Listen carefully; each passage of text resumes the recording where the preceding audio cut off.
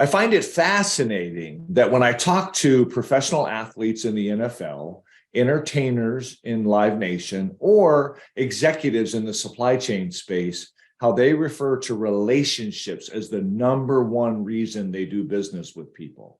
Stephen M.R. Covey wrote a book called The Speed of Trust, how he actually explained why trust reduces the amount of time it takes to do business and therefore increases the amount of profit that you get from that business. And yet, we don't really spend a whole lot of time being intentional on creating relationships. But wait, that's about to change. Hi, I'm Ralph Henderson, the MC and producer of this year's Global Supply Chain Marketing Summit, brought to you by Supply Chain Brain and the Council of Supply Chain Management Professionals, CSCMP.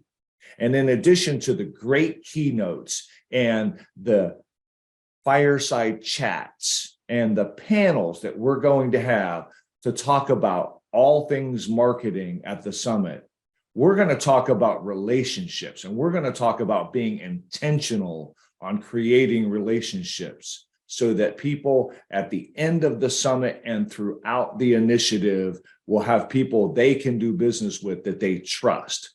And to help us with that and to help us understand that, I've brought in Lisa Jones, a keynote speaker, an author, and a humorist who talks about why this is important and how you can do something about it intentionally. Lisa, share with the audience what you're talking about.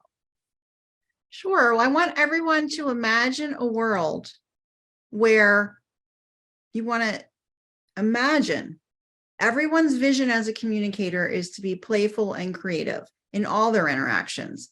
So just start by infusing humor and fun into our everyday conversations. If we are doing that, we can really start building stronger connections. And then in turn, what happens, as Ralph was saying, is we can establish trust more easily.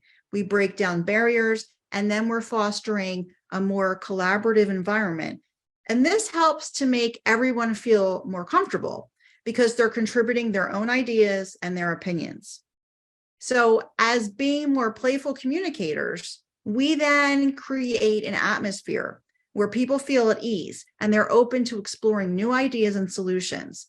And by embracing this playfulness, we can approach even the most challenging conversations with a sense of levity and optimism, leading to more positive outcomes and stronger relationships in all areas of life. So I say, let's get playful and explore why play is an absolute must-have in anything, in networking, because in networking, think about it, it's like a secret handshake, but without the awkwardness. Playing games, sports, or even a game of good old rock, paper, scissors helps people to drop their guard and showcase their true self. Really, by letting your freak flag fly, you create a trusty bond that can transcend even the most formal of business settings. And playtime is a fantastic way to boost creativity and problem-solving skills, which are crucial to building a network of rockstar professionals. What does the research say, though? Well, play can be an effective tool for building stronger relationships between individuals, and studies have even found that engaging in playful activities together can lead to increased feelings of trust, empathy, and connection.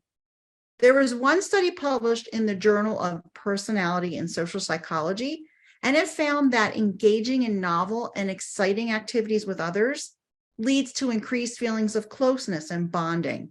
And the researchers found that these individuals who engaged in a novel, exciting activity, even with a stranger, reported feeling significantly closer to that person than the individuals engaged in a less exciting activity, or no activity at all.